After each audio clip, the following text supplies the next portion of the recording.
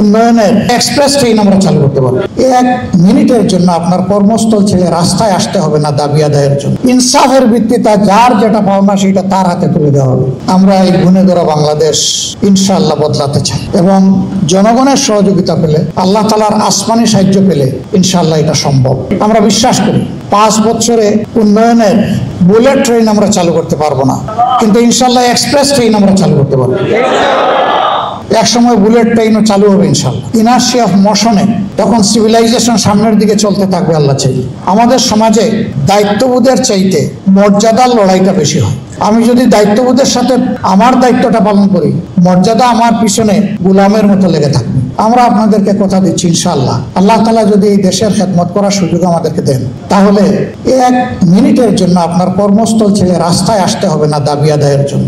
ইনসাফের ভিত্তিতে যার যেটা পাওনা সেটা তার হাতে তুলে দেওয়া হবে। আমাদের কমিটমেন্ট বেসিক 3টা। নাম্বার 1, আমরা এই ভাঙ্গা চূড়ার শিক্ষা ব্যবস্থা রাখবো না। এখানে প্রথম ফোকাস আমাদের। আমার মেরুদণ্ড নাই তো আমি দাঁড়াবো কিভাবে? যে শিক্ষা মানুষের মধ্যে অনৈতিকতা সৃষ্টি করে, মানুষকে করাপ্ট বানায়, মানুষকে একটা ইতর প্রাণী বানায়, আমরা ওই শিক্ষা দেব না।